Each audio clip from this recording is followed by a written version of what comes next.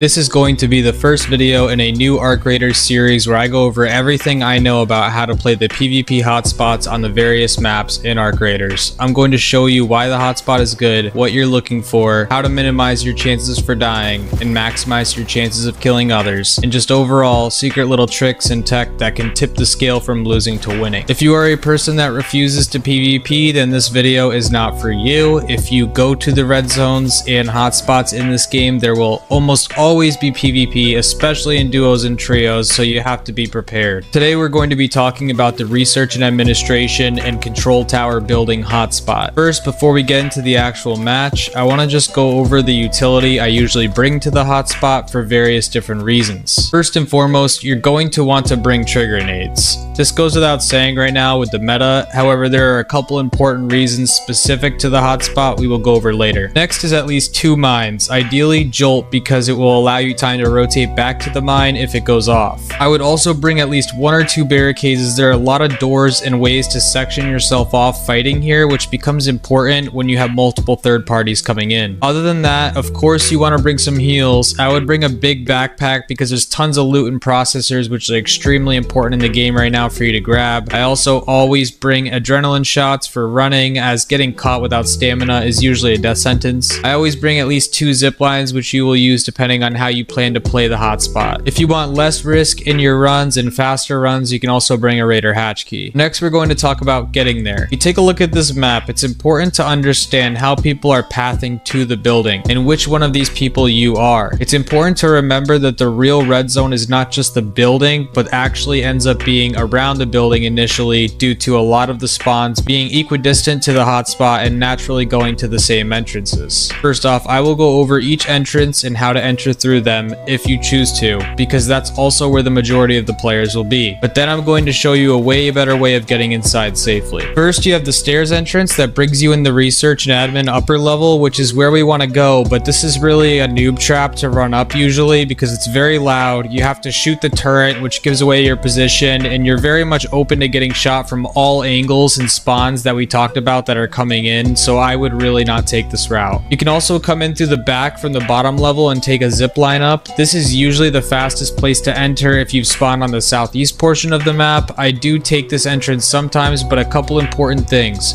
When you're heading up the zipline, you should always have a trigger grenade in your hand and cooked. That way, if someone starts shooting at you and as you're going up the zipline, you can chuck it and blow it up and save your life. From here, you can head straight up to the control tower if you have a key, or breach the door on the main level to get into the hotspot area. The next entrance is the side door entrance, which many people will come through from various spawns. While this is a common way to get in, you'll be making contact with many individuals who are coming from the breach door that we just talked about, as well as the next entrances we talk about. There's an entrance right below the side door inside. People come here when they take any of the tunnels from the water treatment or the north side of the map to get here. There's also just the main door entrance on the front of the building that many people walk in on. There is also a side window that you can jump into by climbing up where this generator is. People will often flank you, so be aware if you go in at either of these 5 entrances, the backside, side door, side window, or tunnel entrance, you will most likely be fighting someone else who is taking one of the other 4 entrances or your entrance. If someone is entering any of these entrances, you will most likely hear them killing fireballs or pops, and that is your cue to be careful. Now, what I would suggest that you do is that you actually do not take any of these entrances at all, especially if you're spawning late. If you don't have a control tower key, your ultimate goal should be getting into the 2nd floor of the research and admin building. You can go up the zipline if you're one of the early arrivals, but if you're not an early arrival, you'll get jolt mined or ratted as you come up typically. You should absolutely try what I do instead. Whichever way you're coming in at the research and admin building, you're going to want to take a zipline up to the top of the actual building. There is no natural way up this building without a zipline, so it's relatively safe unless you see another zipline. From here, you can enter the 2nd floor one of 2 ways. The stairs we talked about earlier on, you can just drop down, do the mantle trick so that you don't have to take any fall damage. You can also go to the sunroof and do the same mantle trick on the railing to get in. I would suggest usually usually going for the stairs drop in, but sometimes I'll drop in on the other one if I hear fighting and want to third party the chaos. Now, once you have successfully gotten into the second floor, you should always jolt mine behind you the entrance you came, either the zipline or the stairs door. Eventually you'll have both jolt mines down, but put one down to start so you know if you're getting flanked. Next, you should always clear the whole floor and putting up the jolt mine at the other entrance before you ever start looting. At this point, you may run into some fights here. Trigger nades are great for these fights, especially if someone runs into one of the rooms or they're in the bathroom. It's over for them. Once you've cleared the second floor, you're free to loot and listen for your jolt mines. I would start with getting all the processors and sensors right now because they're super important for crafting. If someone trips one of your mines, run over and kill them, and then wait at least 1 or 2 minutes for a third partier before looting again. Most important thing I would grab here is high money trinkets, which is just good for overall stash value, as well as processors and sensors to craft more mines, trigger nades, backpacks, raider hatch keys. A lot of key cards will also drop here, so keep that in mind. Once you have looted and you're full, pick up your mines, and the ideal way to leave, in my opinion, is to use another zipline to get yourself back on the roof through the sunroof, then take your zipline back down, the original zipline you put down, and leave. You can also leave through the main floor relatively safely by going out the side window, by doing the mantle trick down below, which will allow you to get down to the ramp and slide down without taking any damage. Next, let's talk about if you want to go to the control tower instead. You can head up by just taking the normal zip lines. However, this is a very dangerous thing to do late game and will often be met with traps, death. But if you do want to go up these zip lines, I would suggest 2 things. One is that you hold a trigger nade as you go up, like we talked about. Next is as you're reaching the top, you should jump off to the side and check first and listen for mines before actually getting onto the platform. Now, there's a much safer route to the top of the tower that does not require you to take the scary zip lines, and it's through the same roof we talked about earlier. Use your first zip line to get to the roof, then head over to this spot, aim upward at the top of the control tower, and as you're riding this zip line, make sure you're hitting your forward and spamming mantle button, and you should get up on the ledge. From here, you can make this jump to the ladder while spamming your interact button, which will connect you onto the ladder. Now, you can come in from the top versus below and circumvent having all that risk getting to the top. Once you've looted the control tower, you can go back down your zip and drop into research from the skylight, or just leave like we showed previously with the other leaving paths. Now, I want to go over some random tips about the research and admin building that you might not have ever seen before, and it's best you know about them in case you need to utilize them. The first tip is that if you are on the lowest level and you don't want to go into the lower level zip line to get in, you can instead run straight up these ramps that have the metal on them. Just make sure to not stop sprinting and you can get all the way to the top. Take this ladder and you can go in through either of the side doors without having to run all the way around. Another tip is that some people will jump up in this spot here in the lower level in Rat, and especially on certain map conditions, it can be almost impossible to see somebody in this corner unless you are looking for it. While you are fighting inside research building, do not hesitate to utilize barricades to your advantage. There's tons of doors that you can barricade off if you get a kill to allow yourself to free loot. If someone else is in the control tower room or another key room on the lower floor, you can barricade them in, and when they try to break down the barricade, chuck some trigger nades in there and they're done. If you get lucky and get this research and admin building spawn, instead of breaching the door to get in, you can just jump through this window to speed up the process and not make sound. Another tip is that if you end up on the roof like we talked about, you can head over to the north side of the building and there's a ledge with 3 loot bags hidden on it. Another tip I would mention is that if you're one of the first there will be a third party, fourth party, fifth party, sixth party, and so on, especially if you're killing quick in the first 13 minutes, and especially if you're playing duos or trios. I would avoid spending a lot of time looting any body that's not in cover unless you are at least past like the 14-ish minutes